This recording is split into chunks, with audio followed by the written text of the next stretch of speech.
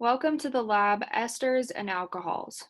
Today, you will be understanding the transformation of alcohols and carboxylic acids into esters under the presence of a phosphoric acid catalyst. You will be observing the changes in smell before and after the reaction. Esters are used in fragrances, biofuels, and polymers.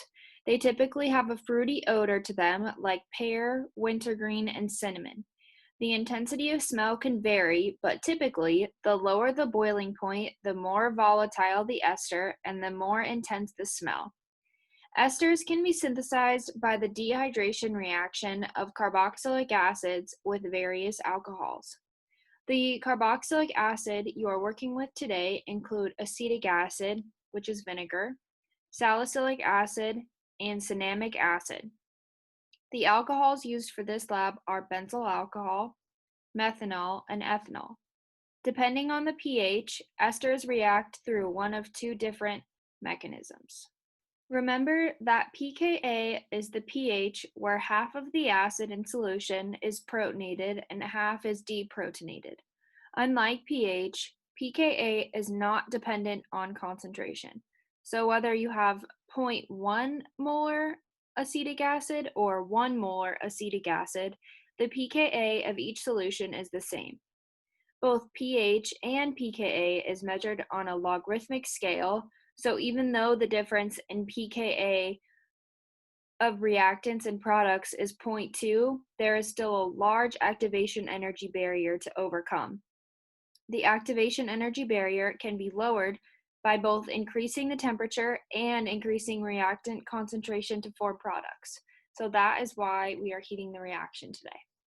The esterification reaction is the acid-catalyzed addition-elimination reaction between carboxylic acids and alcohols. To form an ester, a new carbon-oxygen bond must form as another carbon-oxygen bond breaks. In order to switch the OH group of the acid out for the OR group from an alcohol, the carboxylic acid must form an intermediate. Both the ester and the carboxylic acid have molecular geometry that is trigonal planar at the carbonyl carbon. However, the new carbon-oxygen bond between the carbonyl carbon atom of the carboxylic acid and the oxygen atom of an alcohol is sp2 hybridized. The first step of the reaction is protonation of the carbonyl oxygen by the acid catalyst. This makes a carbocation on the carbonyl carbon, thus making it more attractive to the alcohol. The next step is a proton transfer from the alcohol oxygen to the acid oxygen. Then the carbonyl double bond is reformed and a water molecule is ejected. The last step of the reaction is the removal of the proton on the carbonyl oxygen by the water molecule that was just ejected in the last step. This figure shows how effective the acid catalyst is.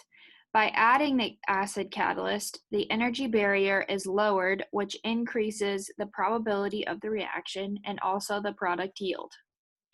Another way to produce esters is by reacting an acid chloride with an alcohol. In this reaction, you don't need an acid catalyst because chlorine is a better leaving group than water.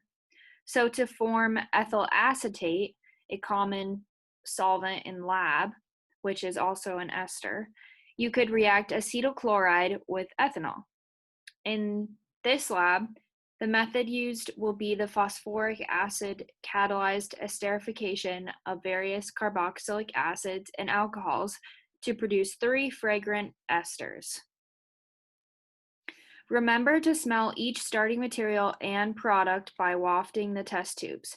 Gently wave your hand over the test tube towards your nose. Do not sniff directly from a vial under any circumstances.